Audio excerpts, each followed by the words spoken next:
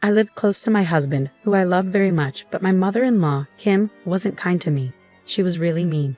My husband, Rhett, and his family didn't like her either. When Rhett and I first started dating, I was too scared to ask him why he didn't like his mom. He didn't want to talk about it at first, but when he did, he told me, "My mom isn't a good person. I know you see good in everyone, but my mom is mostly bad." "Why do you think that, Rhett? Did something bad happen?" "Yeah, a lot of things happened. She's greedy and only thinks about herself. Her spending caused my parents to get divorced. And she even got credit cards in mine and my sister's names when we were kids. My dad had to pay off all those debts to fix our credit. Oh my goodness, Kim never paid them back, but she lives in such a fancy house and spends a lot of money. That house was supposed to be my dad's. Mom threatened to stop us from seeing Dad if he didn't give her the house. The money she has actually comes from child support payments from Dad. She hardly used them for us. The way Kim treated Rhett and his sister Rosie was really awful. It's hard for me to even think about without getting upset. It completely changed how I saw Kim. After meeting George, Rhett's dad, it was clear that Kim was the real problem. She took advantage of George and his money. It was really sad. I didn't see or deal with Kim much before Rhett, and I got married because they didn't have a close relationship. But after we got married, I saw firsthand what she was like. Kim was always asking Rhett for money. She'd manipulate and guilt-trip him into giving her money. Because of this, Rhett could hardly save any money for himself. Things got even worse when we decided to buy a house. None of us could afford to buy it outright, but we saved up enough money for the down payment. It was our dream home, and we loved it, but Kim just got greedier. She even came to our house and said, "Wow, nice house you have here. Did you manage to get my son to pay for it? This house is huge. We're both contributing to paying for this house, Kim, and really it's none of your concern who owns it." "Well, it's my concern if my son is involved. What's his mind too? And speaking of him, I need him to send me some money. We're struggling at home." "What? Are you serious? We sent you $2,000 this month. What happened to that money?" "What I do with the money isn't your concern. Just tell him to send it through Venmo, and make sure he's more generous this time." That was her attitude every time I dealt with her. She acted like she deserved everything and didn't care about anyone else. She even took money from Rosie and George every month, despite having a part-time job. I doubt it even covered her expensive Starbucks habit.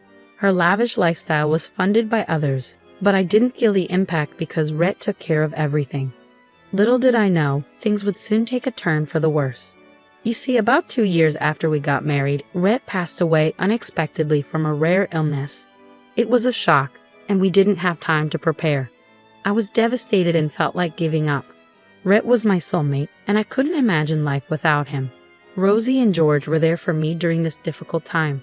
They helped me cope while they mourned Rhett too. It brought us closer together, but Kim didn't seem affected at all. She barely shed a tear at the funeral and never reached out to me or helped with the arrangements. Kim seemed more focused on her own agenda. Right after the funeral, she said, "Now that the funeral's done, let's discuss Rhett's will." "What do you mean?" "Have some decency, Kim. You just lost your son and all you care about is his will. Don't lecture me. I need to know what I'm getting from his belongings." "You're not getting anything. How could you expect to when you've been nothing but a terrible mother to him?" "That can't be true. I'll sue you if you don't give me my share." Most of his money went towards his medical bills. Plus, he gave you a lot of money every month, leaving him with hardly any savings. You've got some nerve to ask for more after everything. He's the one who paid for the house you live in. I know that. I want my share of it. It can't all be yours. The house belongs to me, and there's nothing you can do to change that. You better keep your distance. Rhett put up with you, but I won't. I'll make sure I get what's fair. You'll hear from me." With that, Kim stormed off. I couldn't believe what had just happened. It only made me sadder to see how little Rhett's mother cared about his passing. I broke down again, knowing there was more bad news to come. When I got home after the funeral, I noticed that someone had been in the house. I panicked and checked all my belongings. It turned out that most of Rhett's things were missing. I couldn't even find his wedding ring, the one he gave back to me so I could keep it as a memory of him. Now it was gone from the house. Even our wedding album was missing. I was on the brink of another breakdown. and I had no idea who could have done this. It had to be someone close to us. A thief would have taken much more. In my mind, there was only one person who could have done this. At that moment, I received a call from Kim. She said, "Now that you've had some time to think, I'll give you a chance. Sign over your share of the house." "How can you still be doing this, Kim? That's never going to happen." "You're still being stubborn, I see. Here's the deal, Naomi. I have Brett's wedding ring with me, and I've also gathered all his childhood belongings along with your wedding album from the house." "What? How is that even possible?" "It was simple to make a spare key from Rhett's house keys. I slipped in while you were occupied with the casket. It's quite a pity, isn't it? You'll hand those items back over, Kim. I'll inform the police." "Yes, you could do that. But I'd destroy them before the police arrive. They might catch me, but you'll never see your precious items again." "What do you want?" "Sign over the house, Naomi. I want the entire house. Since you've been so cheeky with me, I'll give you back the items as soon as you sign the papers." And with that, she hung up on me. I was left in disbelief. I didn't know what to do. Kim had taken all the precious things I had left of Rhett. I wanted them back desperately. The house meant little to me. But the more I thought about her actions, the angrier I became. I couldn't let her win. Not after everything she'd done to Rhett and now to me. I immediately called George and Rosie to the house. I explained everything Kim had said and done. They were shocked and disgusted by her behavior. Rosie said, "I'm ashamed that I'm related to someone like her. My son isn't even laid to rest yet, and she's already up to her old tricks. How can she be so heartless? This is unforgivable.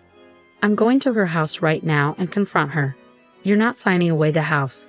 You and Rhett made so many memories here. I won't stand for this." "No, Rosie. If we confront her, Kim might destroy the items. I need them back safe and sound. I'll call her and pretend to agree to sign over the house. She won't suspect a thing. But you can't actually do it. It's crazy. Please, Naomi, don't give in to her evil schemes." "Don't worry, guys. I won't let her win. I had a plan. Kim had caused so much harm in our lives, and it was time to make her face the consequences. She disrespected Rhett's memory and tried to take my house. I wasn't going to let her get away with it easily. I shared my plan with George and Rosie, and they agreed to help me. So I called Kim and told her to get the papers ready. I pretended to be ready to sign over the house to her. Kim was thrilled at my apparent surrender. She said the papers would be ready soon. The nerve of this woman was unbelievable. A week later, Kim called me to sign the papers. I went through them carefully and then handed her some additional papers prepared by my lawyer. I told her to sign them. "I've already signed the property papers and processed them," I said. "Here's the legal document stating that you've accepted the gift." "Oh, do I need to sign this? I can't wait. Just tell me what to do." "You just need to sign these papers, that's all." "There, I've signed these papers and accepted your gift. So I hope you can move out of the house this month. I'll slowly start shifting there. I need to make a lot of redecorations, so make it quick." "Don't worry, Kim, you have exactly a month to move into your new house. There won't be any issues. See, it wasn't so difficult, was it? You get what you wanted, and I get what I wanted." Kim was foolish enough to believe I'd just sign away the house. Well, it turns out she was the foolish one. What Kim didn't realize was that I had swapped the papers. I put my signature on a fake document filled with nonsense. She never bothered to read the papers she signed. Kim thought she was signing to accept the house as a gift. She's going to be in for a surprise when she finds out how wrong she was. Kim was in for a huge shock. Being her foolish and overly confident self, she decided to throw a lavish party. Apparently, she spent most of her savings on it. I suppose she assumed everyone would keep funding her extravagant lifestyle. She even called me and said, "Hey, Naomi, I'm hosting a big party this weekend. You know, your little gift has made my life. So I'm going to invite everyone to share the good news. I want you there when I announce my new house. I'm genuinely happy for you, Kim. I must express my gratitude for returning the items unharmed. You know how much they meant to me. I'll be there to show my appreciation." "That's fantastic. I can't wait to brag about the house to everyone. They'll be green with envy. I'm sure they'll be incredibly envious." In my mind, I was laughing uncontrollably. I was getting closer to getting my revenge. Kim used my late husband's memory as leverage to try to take my house. I'll never forgive her for that. I silently prayed to my husband's soul for strength and support in seeking justice. I knew he would be on my side, relishing the idea of setting things right. On the day of the party, I felt a bit nervous, but Rosie reassured me, saying, "Don't worry, Naomi. We're here for you. It's time Mom faces the consequences of her actions." I can't wait to see the look on her face. I know Rosie. She's had this coming for a long time. I just hope everyone sees her for who she really is. Everyone will be on your side once they hear the whole story. You're incredibly brave, Naomi. My brother would be so proud of you. Rosie's words filled me with courage. I felt confident and prepared to face whatever came my way. When we arrived at the party, Kim had indeed thrown a grand affair, as she promised. It was evident that she was ecstatic about her new house and wanted to celebrate it in style. I couldn't help but feel a sense of excitement as I took in all the festivities. Many familiar faces filled the room, and I was glad to be surrounded by friends. The real spectacle began when Kim stood up to make a toast. Everyone was curious about the reason behind such an extravagant party, so they eagerly awaited her announcement. Kim said, "Thank you all for being here. Today is a special day for me, and I wanted to share it with my loved ones. Recently, I achieved a lifelong dream, so this party is a celebration of my accomplishment." Kim, why don't you just come out with it? I'm sure everyone's curious about why we're all gathered here. Of course I'll share, Naomi. It's only fair to let them in on the excitement. Everyone, I've been given my dream home by Naomi. She generously gifted me her old house. I'm absolutely thrilled. She made a huge sacrifice, and I'm so grateful to her. Thank you for what, Kim? For falling for your scheme and signing away my house? Well, you're in for a surprise. Let me tell you. What do you mean? I tricked you all. None of that happened. Everyone, I'm here to reveal the truth. Kim kept some valuable possessions of my late husband and forced me to sign over the house. She blackmailed me, threatening to destroy those items and make me suffer. Kim planned everything from the moment my late husband passed away. There was a collective gasp from the crowd as they exchanged shocked whispers. I turned to look at Kim, who appeared visibly nervous. She stuttered, No, Naomi is just joking. None of that happened. She couldn't handle the upkeep of such a large house, and the mortgage was too much for her, so she decided to sign it over to me. It's not true at all. Rosie and George know the truth. They'll vouch for me. Naomi is telling the truth, Kim. You tried to blackmail her into signing away the house. Rosie and I tried to intervene, but you didn't listen to any of us. Yes, that's correct. You need to stop lying to everyone. All of you acted in my best interest, Kim. I deserve the house too. After all, my son contributed to it as well. That house should rightfully belong to me. Naomi was foolish to give it up for a few sentimental items. Are you that naive, Kim? Did you honestly believe I would sign over my house to you? The room fell silent, and even Kim appeared stunned by my words. George and Rosie exchanged amused glances in the background. What do you mean, Naomi? Kim stammered. You should have taken the time to read the papers before signing, Kim. You should have even consulted a lawyer before putting your signature on anything. I swapped the papers you signed. Here, take a look at what they actually say. Wait, this says I've signed over my house to you. How is this possible? I had a lawyer prepare the papers. No, this is fake. Can't you see? This isn't my signature. Kim, it seems like your own scheming has backfired on you. Technically, your house now belongs to me, while my house thankfully still remains in my name. Here's your eviction notice. Your house now belongs to me, and I want you out within a month. And don't even think about asking us for money. We're done with you too. You won't get a penny from us. You should be ashamed of yourself. If you have any decency left, you won't set foot near my door again. No, this can't be happening. You can't do this. Oh my God. Before she could finish her sentence, Kim simply fainted. I was sorely tempted to laugh at the scene. No one rushed to help Kim. Instead, they threw disgusted looks her way. Some even left the party after offering me words of support. Nobody defended Kim because they knew exactly the kind of person she was.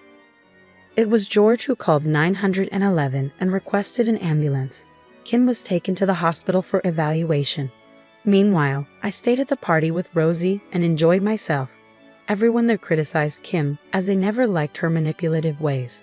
This time, they were glad to see someone stand up to her. The next day, I received numerous calls from Kim. She begged me to cancel the agreement and give her the house back. She even threatened legal action. I simply reminded her that she had signed the papers willingly and there was nothing she could do. I also warned her that I could legally evict her from the house after a month. Despite her pleas, I stood firm. Before the month was up, I found a perfect buyer for Kim's home. They were a young couple who reminded me a lot of myself and my late husband.